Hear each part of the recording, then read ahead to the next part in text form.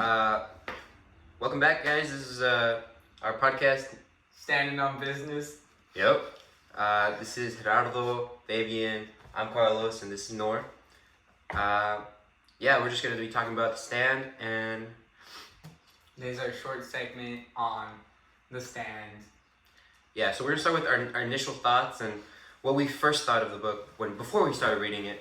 So Nor, take us away. Okay, so I thought what I was thinking was I already knew before that it was about like a disease, dystopian type, and I was thinking, oh, it might be just how the disease affects how people are and what they do. But once I started reading the book, I realized that it's the thoughts and ideas of the book are bigger than the disease. There's more emotions, more people talking about the difference in relationships, and I thought that was really cool that even though Stephen King, the main idea was the disease, he focused a lot on the people's mindsets.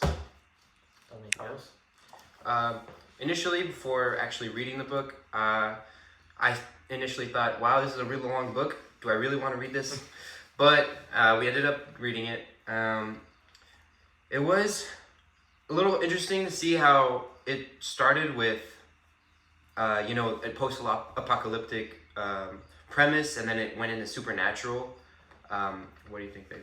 Yeah, I knew that the book was going to be like about the apocalypse and like the aftermath of it, but what I didn't expect was to see Stephen King like sort of jump into the disease and stuff like from the get-go. So that was interesting. Yeah, this book was a kind of a roller coaster. I think it was really interesting to see not only how the post-apocalyptic society functioned, but also like their beliefs and how instead of there being a struggle for power, like on the good side, it was kind of interesting to see how the two leaders of both sides were already there, whereas in other post-apocalyptic books, everybody's fighting to be the leader, where now we have like two organized factions basically fighting it out over time. Yeah. What I really didn't expect was the supernatural like aspects of the book. I thought it was just going to be about society and how they adapt after like something so terrible happens, but to see the shine and the way that they do like separate into factions, I really enjoyed that. I really thought, there's this scene where Randall Flagg, which is one of the characters in the book, we'll get into more of the characters later, but there was this scene where he started levitating out of nowhere, and I had to do a double take, read that page again to make sure I was reading it correctly, because I genuinely thought that it was just about the book, and I didn't realize that there was going to be so much supernatural like essence in it. So again, we're just gonna delve into the characters. I'm gonna start us off with some of the characters. Some of the characters, I thought when we first went into the book, an interesting character was Stu. I think Stu from the get-go, at first you could see a foreshadow that he was going to be kind of like a leader type based on his characteristics, what he's doing, what he was trying to do. Like when he first saw disease, what he was trying to leave his hometown, what he was doing, trying to get everybody together. So I thought you could really see a leadership aspect coming from Stu, and it was going to help for him for the rest of the book. Yeah. One thing I found really interesting was how most of the characters the main characters were surrounded by a bunch of other characters who eventually became irrelevant because of their deaths. I found that really interesting and very surprising, where in a lot of other fictions about post-apocalyptic books, the main characters surrounded by side characters whom they've known since the beginning, and they don't die until like the end, for example, where Stephen King just killed them off instantly, basically. No, yeah, that was like one of my favorite parts of the book, to see our main characters, like their backstories and how it shapes them and how they have to like come together and like find each other. So that was what I really enjoyed that part. Yeah, I thought to build off what Gerardo said before, it was interesting to see we got so much detail into so many of the side characters, but some of them just died from the disease like instantly. So we got so much. It was almost unnecessary, the amount of detail from the citizens of Arnett, and how they just were just irrelevant by basically the middle. Building off of that, I thought that this with the side characters, like how we saw the effects the side characters had onto the main characters, and there's some important aspect about that. But the fact that Stephen King killed them off and like showed that how irrelevant they were to the whole story, showed like the importance of the disease, how it actually affected people's relationships, and like molded their mindset into thinking, instead of thinking about the relationships, thinking about what's the most important thing they can do to survive. This kind of like really shows off Stephen King's world building, because the way he introduces these characters, that for example there was just one scene where it was one of the characters that was with Stu, and it showed that she woke up in the morning. She was a mother of like 3 children, and she realized that she had woken up with a headache, which we now know is the disease. But it goes into depths about how her husband was not really abusive, but her husband was not really there like for the children, which is really interesting, as I thought that character was going to be kind of important to like Stu and like the rest of the story, but she just ended up dying of the disease, which kind of shows how Stephen King isn't like afraid to kill off like characters to impact the main characters down the road. No, yeah, I feel like we also get to see this in like the first chapter, well, like before the first chapter, because we're introduced to Charles Campion and then his family, and so we also meet like their little girl that was named Baby Lavon, and when she finds out, she dies immediately after in the next chapter. That really like showed us that Stephen King was gonna like, it didn't matter who was gonna die, it was open to anybody like possibly dying. And with Franny Goldsmith, I really liked how we're introduced to her character. She's pregnant and she's getting into arguments with the her partner. And so that's like an important part of her section, but then we get to see later on that her father, her mother, the conflicts within that relationship, and the boyfriend, how it doesn't really matter in the end, and that just adds on to how he builds on the characters and just does a great job at it. Another thing that I want to mention, piggybacking off what Fabian said about people's like problems before the flu and how it kind of affected them and how it didn't affect them. Nick Andros, well, we knew that he was deaf and mute, right? But he leaves. He gets jumped by a bunch of thugs, and he's basically like locked. Like, I thought that it was gonna be like, okay, we gotta find the people that jumped them. They're gonna get arrested. But then the sickness strikes, the illness, and now he's appointed the sheriff basically of the town after the former sheriff dies. And we see that affect them later in the story when the Free Zone Committee is talking about the prison system and how Nick does not want a prison system. He's kind of biased against it because he saw his own prisoners die because of the sickness, which kind of shows that the conflict between before the sickness or like as the sickness was happening affected them later on. Yeah, and just to connect that to the beginning here, the sheriff, the initial sheriff of that town, he dies rather quickly, but he still made an impact on Nick, which is one of the main characters. So that's just another way where the side characters are really important for the development of the main characters rather than importance in the novel itself. Again, we just see Stephen King really leaves no questions unanswered with this book, because, for example, there's people that have like the shine who are immune to the disease, but they don't make it to the free zone because they were children, that they died like for example druggies. They died of there was a drug addict who died of a drug overdose, and it was kind of like he answered our questions like, what about the children? What about the children who survived and their parents didn't? They died because of other things. They died because they fell. They died. Stephen King shows us that although the sickness has taken away a lot of people, people still die because of minor accidents, such as a broken leg. And that kind of shows how much thought Stephen King really put into building the society, well, not the society, the world building the world around the sickness, and how it would happen in real life. No, yeah, I definitely agree. That one chapter that Stephen King spends, going on like about the aftermath and how many children die and just people die because they're left alone. And so what I wanted to say is, I just had it. I really liked how Stephen King like shows the aftermath and uses the characters, because while he focuses on the plot around our main characters, it's also important to like talk about very minor characters to establish like relatability and like sincerity in the actual world that takes place in the stand. So yeah. And that adds a bit of realism too. Yeah. Now should we get started on the characters? Yeah. Okay, so do you guys should I go first, or does anybody else want to explain first? Well, we mentioned some characters already, like Stu and Charles and Franny.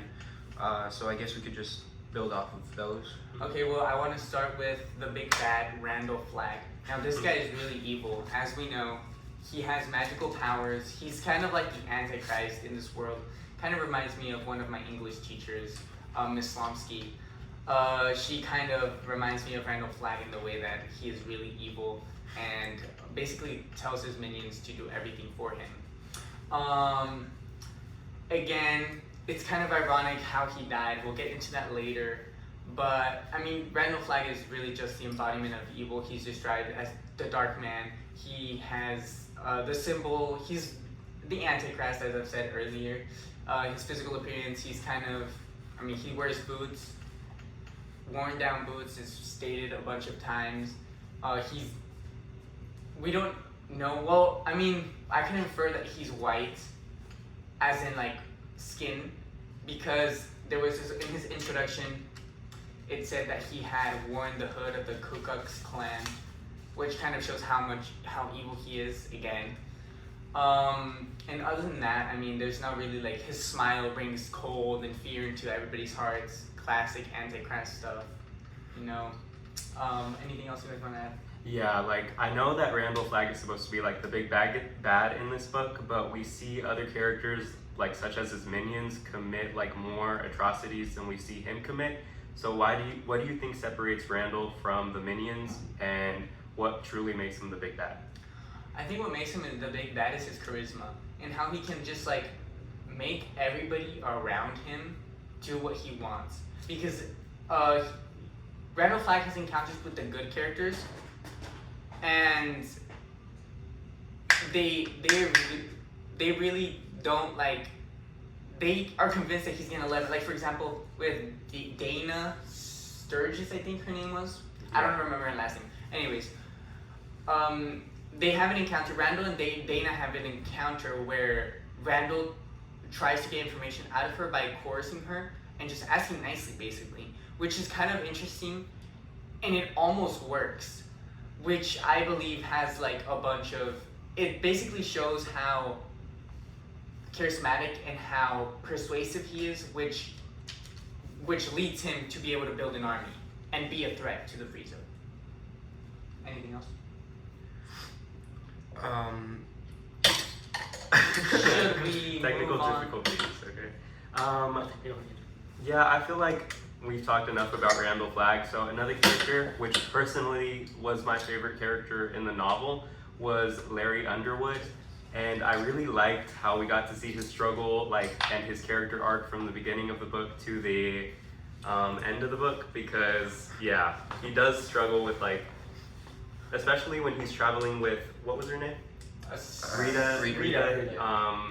We see that he still has some negative aspects about him, like he's annoyed that he has to take care of her, and especially when she does end up overdosing, he doesn't even want to deal with the body. So in those beginning chapters, another thing I forgot to add, his mother when in the book, like the early sections, she ends up getting in an argument with him, and she even goes as far as to say there's something missing inside of him. And that part really highlights how he's not completely decided whether he's good or evil, and how he still has that option to make.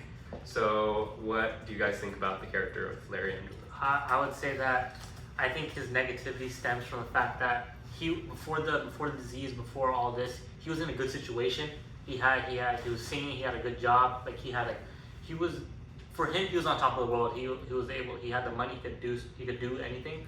But once he finds out, once the disease gets everywhere and everybody starts dying, he realizes all his entire world has crumbled down now, and now he's back to a situation where he has to survive and live off like food each and every day. Like doesn't have the privilege of choosing, he has to survive, and all that negativity stems from the fact that his world has crumbled down from the disease. I think Larry's a really interesting character because before the disease, as Nora said, he had a really good life and he could basically mooch off of everyone that he encountered, which kind of leads back to the fact that his mother said, "You're not all you have something missing in you." And at the beginning, I thought that Larry was going to be one of the bad guys, but we really see him step up after the virus, and we see really his character growth and how he goes from being about how he goes from doubting himself and whether he's really a good guy to being one of the leaders and sacrificing himself for the sake of the free zone and basically saving the world. One thing I wanted to add about Stephen King is how he does a great job at making the apocalypse. Like, it's not something that's just happening passively. Like, it does have an effect on the characters, and it's a staple to why some of the characters, like, traits shifted. Like, with Larry, I do not think he would have changed if the virus hadn't occurred. And with Nick, we see in his introduction, he's just sitting in a bar. He gets beat up by Ray Booth and, like, the other people. But after the virus, we truly see how he changes and he becomes like the sheriff in a way. So I think I like the way that Stephen King makes the apocalypse actively change the characters' traits. As Fabian said, the apocalypse basically made all the characters go from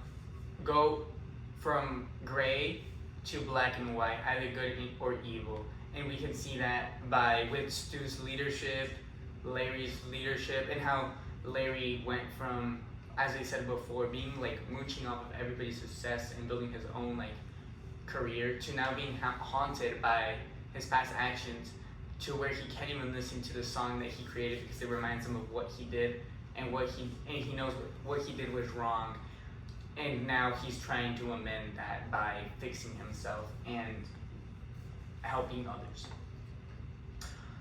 Now, do you guys want to talk about other characters? Like, how about Tom? Before we get into Tom, one character from the early sections of the book that like goes back on what I said about minor characters performing atrocities is William Starkey. Like, we see that he is sort of the leader of the Project Blue, and how he like contributes to the spread and the concealment of the viruses, especially when it comes to controlling the news. So do you think William Starkey is worse than Randall Flagg? I would like to believe that he isn't. Although he was just following orders. Although this is just like, for example, we can see that he himself questioned the morality of what he was doing, and then it was stated that he killed himself, wasn't it? He went back into the lab and realized what he did. He realized what he did, and he killed himself. So it's kind of like how the I want to make this connection to Hitler and how he killed so many Jews. And there was this one treaty, or it was a case. It was like they were in front of a judge, lots of Nazi soldiers, and they said that they were just following orders. The Nuremberg trials, exactly. That's what I was trying to make a connection to.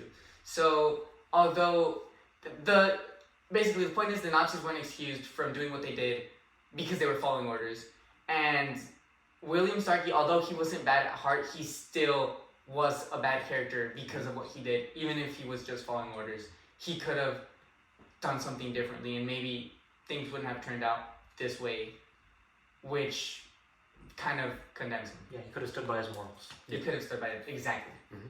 Anything else you guys want to add? Let's see. We could talk about the government. Yeah. And how, well, the government really screwed up I mean, obviously, right? First off, they kind of broke the treaties of war, and they made a bioweapon, which is a big no in the rules of war, basically. They did that, right? First off, then after they did that, they tried to cover up their mistake. Yeah. That's two, and then they started sending soldiers to kill people who acted out of line. Then they started becoming what's it called, a day. No. Anyways, they just started silencing the news, Yeah. and the government really just screwed themselves massively, and they were really, really corrupt, trying to cover up their own mistakes. Yeah, speaking on the government and like the similarities that we see towards like our actual world, do you think that the government and the stand is like representative of the government that we currently have? And something I want to tie into that topic were the similarities that we saw between Captain Trips and COVID. Like one of them, for instance, that resonated with me was when we see the dumping of the bodies from the back of the van, and how that also occurred during COVID. Does anybody have anything to add? Well, I believe that. Well, I would like to believe. It's comforting to believe that the government wouldn't do Wouldn't such do a it, thing. yeah. But I mean, considering past events that have happened, like such as Vietnam, stuff that they've hid from us and that we found out later, it's kind of like, I mean, it's probably something the government would do, allegedly, in game, because I mean that's just how the government is, you know. It's kind of like, it doesn't really surprise me. When I read about all the soldiers killing innocent people, killing the people in the universities who were protesting, Yeah. I was maddened and angered and saddened by that. But I mean, it wasn't really surprising because even the soldiers were just following orders, although they still have morals which they didn't follow. Honestly, the government is very capable of whatever happened in stand. Our government is totally capable of doing it, Yeah. and that there's been certain cases before where it's been in situations like this where they don't tell the public, and the public finds out later, and then it causes a huge outcry, where the government has to silence people, and but in this case in the book, the government obviously falls down and crumbles because of the disease, but it's totally capable in these days. One of those examples is Waco, where it's, I don't know if you guys know, but it's like it was like Yeah. a raid on a house. The people there, the soldiers were really corrupt. They were doing like bad stuff there, and the government just covered it up. They didn't punish anyone. Anyways, yeah, the government's really capable of doing that. Speaking of evil actions and tying back to the topic that Gerardo said with Hitler and the Nuremberg trials, and how even though they were just following orders, they're still like they should still be held accountable. Still condemned. The character of Lloyd Henry, what did you guys think about him? Personally, I thought that, I didn't like him at all. I mean, he just killed a bunch of random people and then tried to blame it on, no, not Randall. Remember who was the Oh, second? the other guy. Yeah. Pokey. Poke, yeah. The pokerizer or whatever his name is. Well, we see that as soon as he gets to prison, he's like demanding stuff, and he's like, well, I should be treated fairly, and his character just really annoyed me. I think that I think when we were first introduced to Lloyd and what actions he does, and like who's his company around him, I think his destiny in the book is set from the get-go, where you realize it's you think that you can infer that Lloyd is gonna go far into the evil side, and he's gonna try to rank up in power. Like you can see, like when he goes to the cell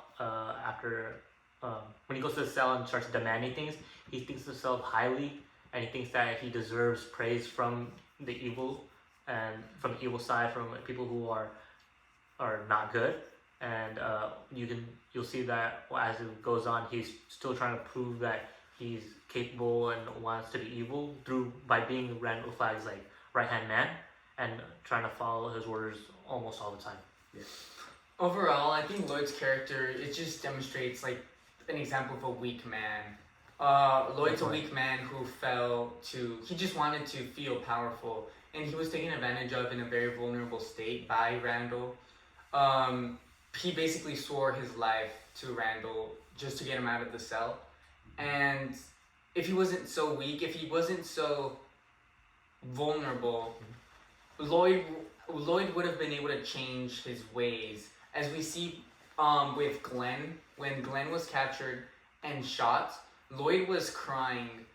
I would like to believe that's because he's starting to regret. He's starting to see how he's following a fake god, a fake leader.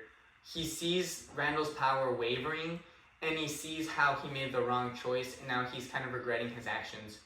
And we see that with his crying, and we see that when he shoots Glenn and misses for the first time, two times, and we see that he kind of regrets his actions, or we can infer that he kind of regrets his actions in the end. Okay. Did you have something to say? No. Okay. Okay, so now that we've talked a little bit about the characters, something we wanted to add as a fun little segment were facts about Stephen King, the author of The Stand. So, yeah. Okay. So, first fact. It's very fun. Well, not really. Thank God this isn't getting played in front of our classmates, because we were probably going to be reported for this. Anyways, Stephen King wrote a book that inspired a school shooter to shoot up a school. The book was called Rage, and it has now been recalled from all the libraries. It's a banned book, basically. Well, yeah, I was going to go into detail, but I don't have it written down, and I don't think it's very appropriate. There is another little fun fact about the book we're reading is that there's a reference to The Stand in the famous TV show called South Park. We see this with Eric Carmen, who's a fat guy, and he is, in his dreams, he is visited by Aunt Jemima in a rocking chair, and he is basically told to save the world. Much how our characters in The Stand are. Another really... Before you continue, one character we missed like talking about was Mother Abigail, who was represented by Aunt Jemima in South Park, and we see that she is the embodiment of good, and she leads the people to, where was it, Boulder, Colorado. And so her character, it was a really complex one, because as she was trying to like do good and round up everybody that had better motives than Randall's people, she does encounter a crisis of faith when she becomes too, what do you think the word would be? Prideful over goodness. Exactly. So Mother Abigail, she was also one of my top characters, because she, like, when she has her crisis, she goes out into the woods and she eats like rocks and twigs and dirt, and prevails. Yeah, she prevails. Okay, this brings up a really interesting question. I know that we sidetracked from the fun facts, but we'll come back to those. Miss Lomsky, don't worry. Do you think that Mother Abigail is kind of represents Jesus Christ in this book? I don't think so, because considering she does have her crisis of faith, like that just shows that she's like representing a higher power. So if anything, if she were to take place in like a religious context, it would be like more of a Moses? saint, or Yes, like Saint. yeah. saint priest. Who was the one, Miss Lomsky, you'll probably know this, but who was the one that he went up to a mountain and he was like apologizing to God, and then he had to write down the 10 Commandments on a stone tablet? Oh, you'll answer that one. Miss Lomsky. I know that one. When you're listening to our video, you should answer out loud, and then you should come back to us with that one. I don't know if that applies to Mother Abigail, because I don't know if it's the same character that got tested. Job was also tested by God, but that has nothing to do with Mother Abigail, since she really didn't. And if you give us an answer to this question, we will know if you actually watched this podcast. That is That's true. Thank you. That's very fun. Do you guys want to get back to One more fun fact? Yeah. Okay, another fun fact is that Stephen King wrote a children's book. I know this is really shocking, because Stephen King writes about I mean, Creepy. stuff and very explicit stuff Yeah. as well. But the name of the book was Charlie the Choo Choo Train. And this book is part of the Dark Tower series. It is for children, but it appears in the Dark Tower series as the character Stephen King, like in his book, he wrote himself into the book, and Stephen King's book was Charlie the Choo Choo Train, like he wrote the book, the novel, the picture book. And that is the last. Oh wait, one more fun fact that I think you'll probably like, Ms. Lomsky, is that Stephen King was part of a band. He was part of the. I cannot read what it says, but I remember it ends with the Remainders. So, yes, that is a fun fact. Anyways, we should get back to talking about the characters. And one character I want to talk about is the Trash Can Man. To finish Herado's band name, it was the Rock Bottom Bottom Remainders. I Okay. remember now. Okay, let's talk about the Trash Can Man. Now, do we think this guy is actually evil, or do we think that he was kind of influenced by his environment? We see that his parents basically, like, his dad was killed by a cop, and then his mom ended up like banging the cop. Also, how his siblings were murdered by his dad. I feel like there's a similarity between him and Larry because both of them, like even from a young age, there was something missing from both of them in a way.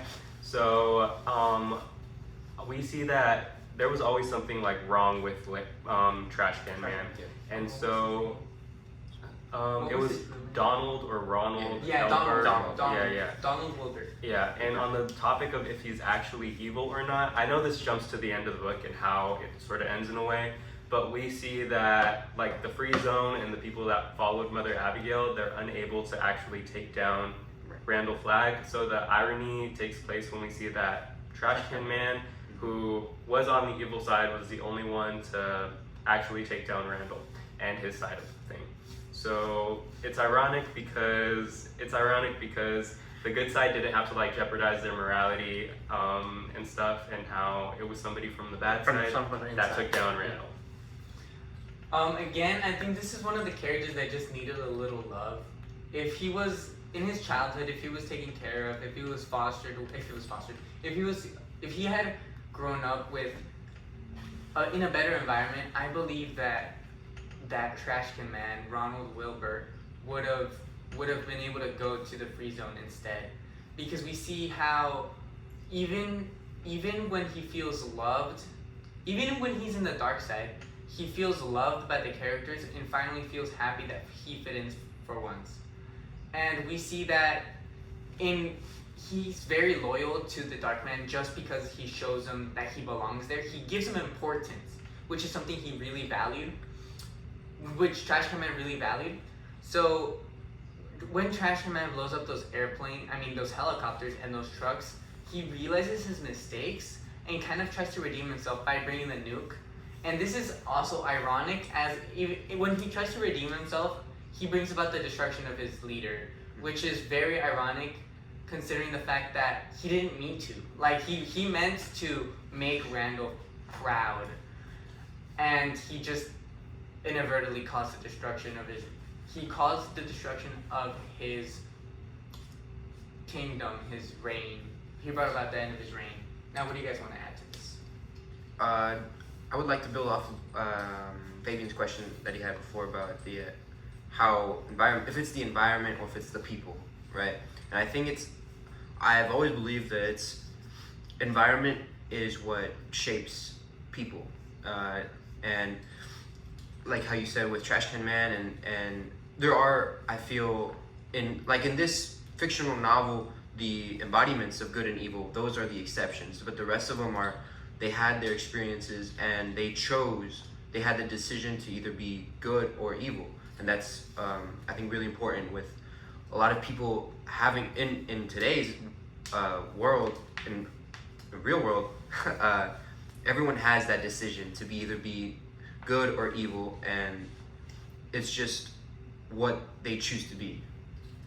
Do you want to go? Yeah, I feel like something that Stephen King really does well is that even though like the sides are split up between good and evil, both characters on either side, they're complex enough to still do actions that are questionable. Like with the ad hoc committee, we see that they choose spies and to like voluntarily send out people that could like maybe come back. And that's something that we can like all say that's pretty questionable considering that they're supposed to be the good people.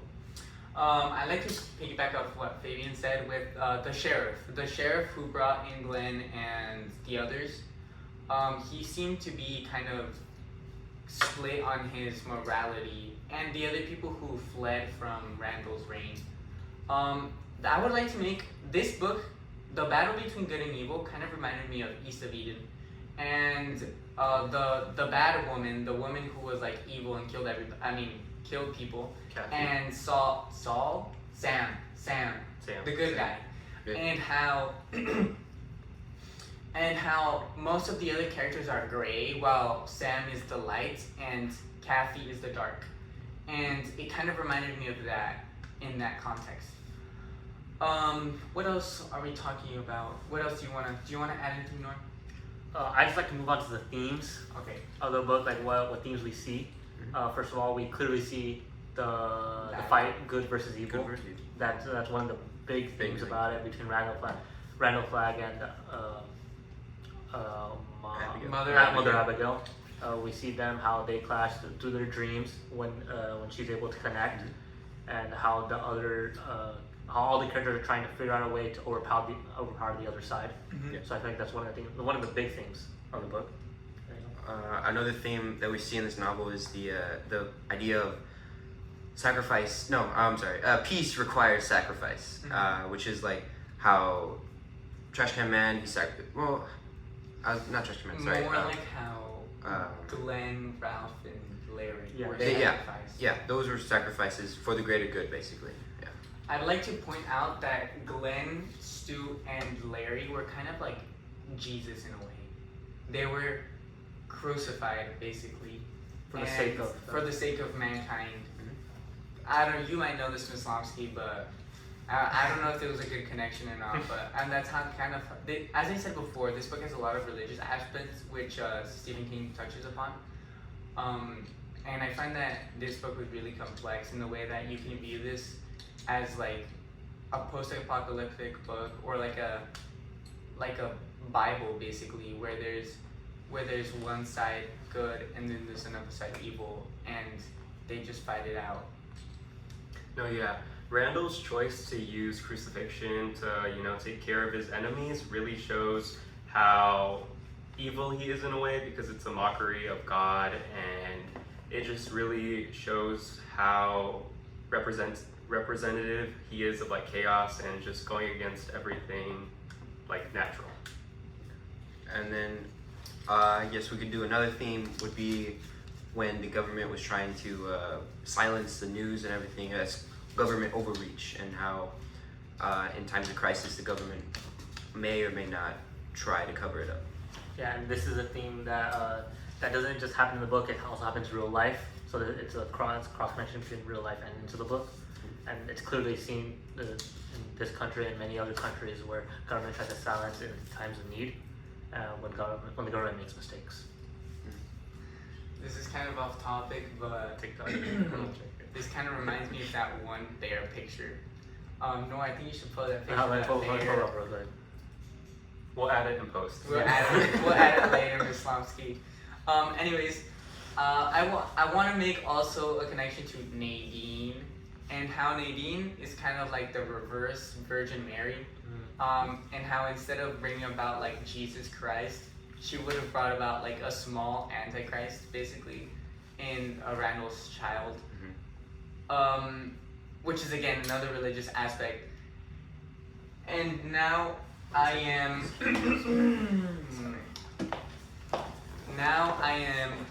kind of realizing that this book is not just about, the post-apocalyptic world, but it's also a lot about religion. I don't know if this book also has a bunch of like other religious like things, like other religions, but for sure Christianity and Catholicism It's a big part. are a big part of this book. Yeah. What else do we want to talk about? We could do we could see some connections. Like one connection that I saw from The Stand to another piece of literature, I guess, is The Wizard of Oz. I don't know if this is what I saw as in Randall and the wizard from Oz, how the wizard was just basically a big phony, but he had so many followers that it was never questioned. His power was never really questioned until someone from our world, like Dorothy, actually went there and questioned it. And similar to that, Randall he gained all this power because he did have his supernatural abilities, like going into dreams and levitating and stuff like that. But he within the book within the novel you could see how he was more of basically a big baby, and he didn't like it when things didn't go his way, similar to that of like I said, the wizard from The Wizard of Oz, who he gets really upset when his power is questioned. And so that's one connection I saw. Another connection I'd like to point out is Adam and Eve in the form of Kojak and his female dog, the dog that was mentioned. That's another religious aspect, which kind of shows, like, again, how much religion is in this book. And Stephen King kind of shows us, it's like a discreet way of showing it, where if you didn't read between the lines, you wouldn't really, I mean, you would know that it's a battle between good and evil, but you wouldn't really know that it has so much to do with religion until you read between the lines, read deeper than the surface. Shout out Peyton. To go back to Nadine, I wanted to brush up on her relationship with Joe, Leo Rockway, and Harold, because she really takes on this character where her actions end up they lead to the death of Nick and a couple other people with the explosion. And then with Harold, we see his character, we see him slowly going into craziness, and his descent of character, and how she persuades him to continue and turn to the evil side. And with Leo, when we're introduced to Leo, we see that he is this vicious. When we're introduced to Joe, we see that he's this evil boy who wants to stab Larry. And Nadine and Joe, they're really close. It's basically a mother-son relationship. And as Joe grows and ends up reverting back to Leo Rockway, we see how she ends up giving up on Leo because he doesn't have that savagery in him anymore. And that just shows how Nadine is evil. I think this is a really good, I think this brings up the question of nature versus nurture, and how imagine it wasn't recording, Miss Lomsky, this would be so awful. sad. So Anyways, nature versus nurture. I think this brings up the question of nature versus nurture, and how Go check. personally, Carlos is checking whether it's recording right now, but personally, I believe that nature, we see nature with Mother Abigail and Randall Flagg, where their nature is good and evil, but we see nurture with all the other characters.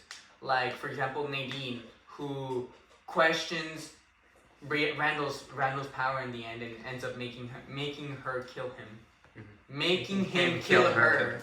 And Leo, who Leo/Joe, where Joe in the beginning is a savage, and then Leo is a good kid. He has the shine, and he's very perceptive of what happens. Oh, talking about the shine, it was really interesting to see the connection between The Stand and The Shining, and how that supernatural, telepathic power plays into a number of his books. Did we mention that? No, we haven't. And also, Gerardo just brought it up, but I forgot something I wanted to add. Oh yeah, a question. Do you think Nadine was it was fate that she was going to end up turning to the dark side, or do you think she had a choice in the matter? Again, I think this is the question of nature versus nurture. She was basically nurtured into being Right.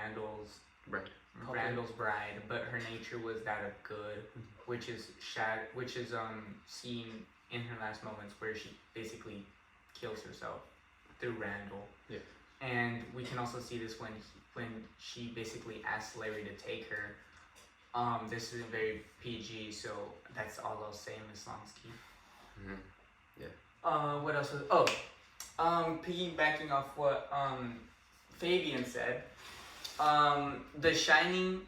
This book is referenced in a number of books, a series called the Dark Tower series, where Randall is actually seen again.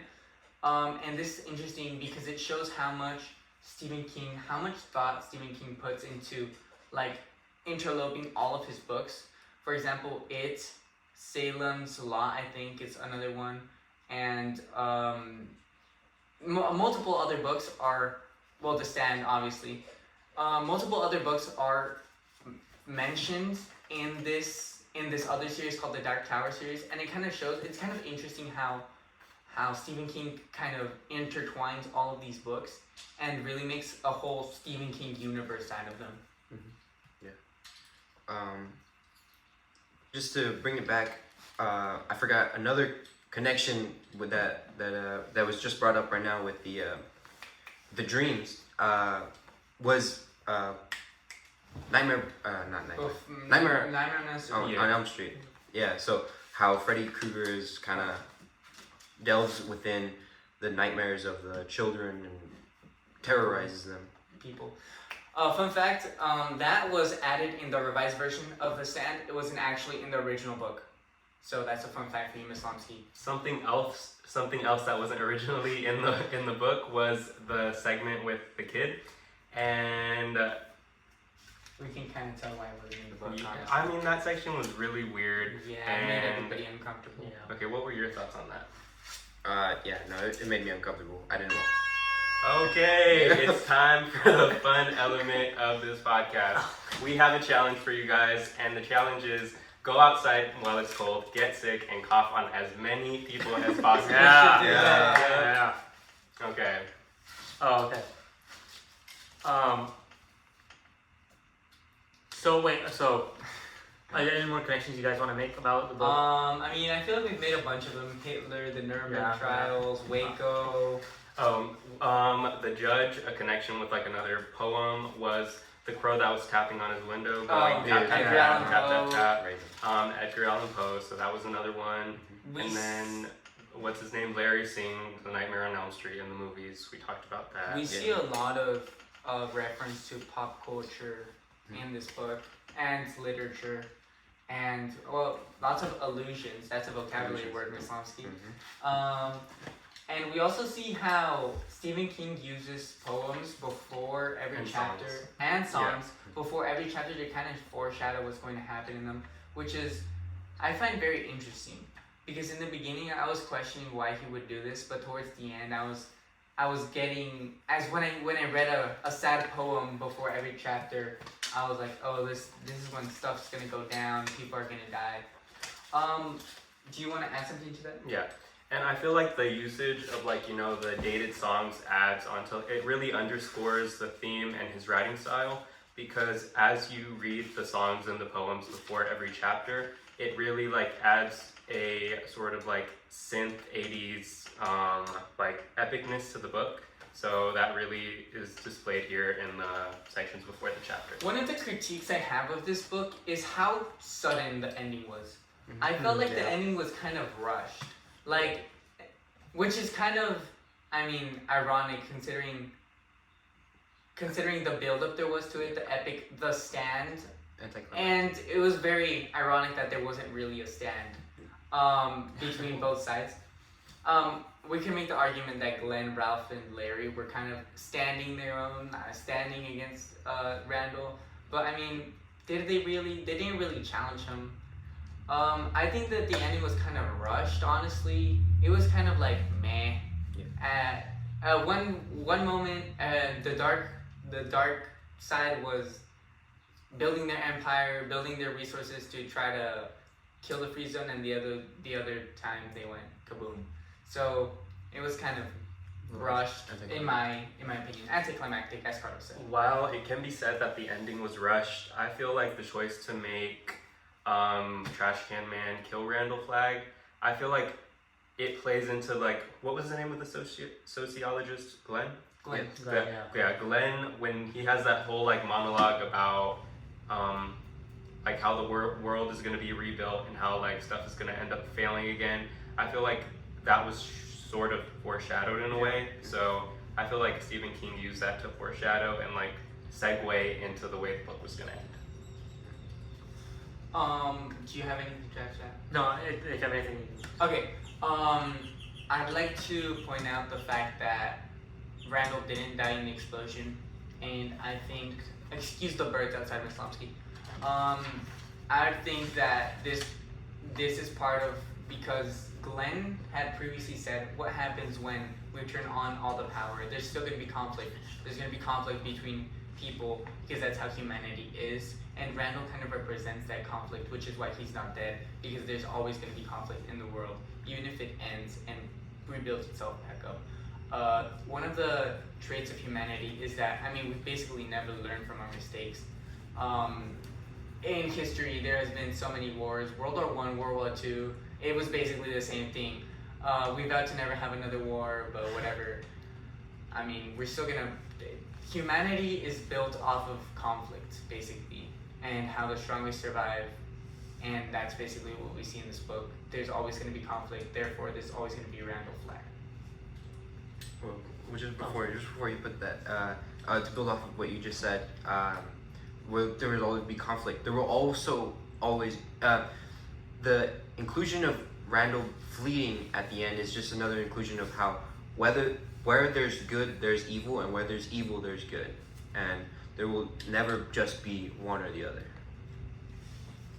Speaking about the evil and basically Randall Flagg, we can talk about the symbolism that's in the book, especially with Randall Flagg. There, one of the main symbols of the book is his red eyes that shows up constantly in the dreams that the good people have, where you know you have the dark men in your dreams when you see the red eyes. Also the wolves in the dreams, also in real life, the attacks the wolves have, where the wolves aren't themselves, they're controlled by Randall Flagg. So it shows there's symbolism in that, and in the case that Randall Flagg is able to control and manipulate, which is his main way to deal with things wherever he goes. Any other symbolism? I mean, Mother Abigail symbolizes The good, yes. Franny symbolizes the age of new beginning. Yes. Nick is hear no evil, speak no evil, but he sees the evil, obviously. The shine is kind of like, I mean, hope. It represents hope. I feel like the shine also represents like choice in a way, because while like all the characters like that survived the captain trips had the shine, they chose what they wanted to do with it, whether it be joining Randall or joining Mother Abigail. And one thing I just wanted to add, now that we're getting to the end of the podcast, was Stephen King's choice to slowly like separate from the main characters that we see like in the beginning of the book. Like with Franny, yeah, sure, her plot that she's pregnant and her baby might like, you know, pass away if it gets sick is important, but as we get to the end of the book, like lesser characters we see like Lloyd Henreid and Trash Can Man that we see like less of in the book than Tom Cullen that we see less in the book. Obviously, Yeah, they end up ultimately becoming the, you know, the reason why the book ends and where it goes. And more list of characters such as Mother Abigail. I mean, who else? I mean, a lot of characters like Campion, who they just all die, which kind of like, I mean, it just Furthers along. it just makes the plot thicken. Anything else we want to add before we end this podcast? Any other new things? Oh, my bad, guys. We forgot to introduce you guys to Fabian, who is the expert on this book. Anything else you want to add, Fabian? Something I wanted to add is, in a way, we're all experts in. We are all experts in this book, because one of the main things we see was the virus, and we all survived a virus in our lifetime. So in that aspect, we're all experts in that way. And with good and evil, we all make the choice every morning on the people we decide to be, and yeah. I think this book is really good because I mean it's just literature, you know. Good Yes. literature can be interpreted in many ways, and while I may think that Trash Can Man was justified, nor might think that Trash Can Man is the most evil person on the planet, and that's just kind of how literature is, which is why I really like this book. There are many ways to interpret it, but also inversely, I like this book because there is almost a correct answer. Because, I mean, you can't believe that Randall Flagg was good, even if you play devil's advocate, Ms. Slomsky, which I know you love doing. Randall Flagg is evil, and I will not debate you on it. All right, what Okay. else? Anything else? I just want to like go back to COVID and how it like ties into the book. Dang it, I had it. I lost it right Oh, now. my But bad. no, it's okay. It's okay. Okay. We see how COVID in a way like made it easier to like relate to the book, because even though in the book and when it was written, you're not really meant to like relate to it. It's meant to just like show how crazy the world is. It really helped me, and I can say for certainty it probably helped other members that read the book like understand and see the atrocity and how many people were dying and how many like the tragicness of the book. And the mass hysteria, too. There was a lot of, I mean, how we see in real life how people were buying toilet paper, which seems like the most the most dumb thing to buy in a crisis. Ms. Slomsky, I do not owe you 50 cents, by the way. But I mean, it just shows the mass hysteria of everybody. And just to add that, since we're not the only ones who have read this book, and there's an actual like book with real reviews, you know, like by the New York Times. The Stand has everything: adventure, romance, prophecy, allegory, satire, fantasy, realism, apocalypse. It's great. And I'd like to add illusion. Do you want to recommend this book, Nor? Overall, I think this book is great for anybody who's trying to find a book with a dark situation where emotions are felt, where a lot of symbolism is, where there's a lot of visual imagery, where you feel that you're in the character's shoes and you feel what they're feeling. I feel like this book has everything, all different types of literary devices that you could see and use, and you could relate in real life because we all dealt with COVID. No, yeah, Stephen King does a great job at like the world building. So if you want like a balance between magical realism and like apocalyptic science fiction, this is the book for you. I'm really glad that I chose this book for this project. And yeah, I do plan on reading other Stephen King books and rereading this one from time to time. Again, this is referenced in the Dark Tower series, so you should also read that. Anyways, I'd like to recommend this book too, because it's like, although the setting that the characters are in is very unrealistic right now during this time period, it's really easy to connect with them because of the humanity shown in them, of which kind of adds to the appeal of the book. And overall, this is a really good read, and you could spend days analyzing this book, which we have like an hour basically to analyze, which is why I recommend you read the book. You could go way more in detail than us. And I would recommend this book. It's just, I would recommend it that you actually spend the time reading it and actually enjoying the read, Taking notes. taking notes and really immersing yourself into the story. While others in the group like they took notes after they read, like I would say taking notes while reading is the best way you can really like pick up on things and go back and revisit what you read And actually finishing the book. and actually finishing the book. Yeah, like I don't know, there are some members we didn't in say this. you. No, we didn't. We're not going to specify who didn't finish the book, but there are members that didn't. And we're not gonna say. And we're not going to say. We're not gonna because- say. And you'll never be able to find out. Yeah, Ms. Lomsky. Lomsky. You will- And thank you. also, you should absolutely not give up on reading the book after you read like most of it, either. Like, because then you'll forget about what happened, Exactly. and your slides won't be as detailed. Or or make somebody do the entire slideshow for the first section. That's That's true. true. That's That's true. true. Yeah, you should not. You should not do that. Don't do that. Overall, I really enjoyed doing this project and reading this book.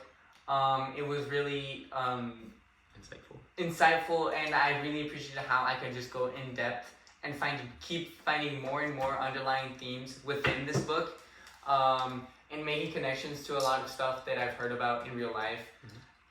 Many historical events, many instances of corruption, good and evil, lots of stuff like that. Carlos, you should probably go start Yeah, with that. I guess you got it. Is there anything anybody else would like to say? Because I could close us out. I want to close with that one. This has been Standing on. No, just. This has been Standing on Business. Cheers, mate. Okay. I don't know where that came Alright, we're from, done. but yeah, we're done. Okay, are we done? Yeah, Yeah. we're done. For I'm the editing all this. interview with the expert. We already did that. That was like the whole. That was thing. Fabian. Yeah. We were all experts in our own right. Yeah. Okay, And then yeah. Carlos okay. ended. Oh yeah. Okay. See, it wasn't that hard. Once you No. started yapping,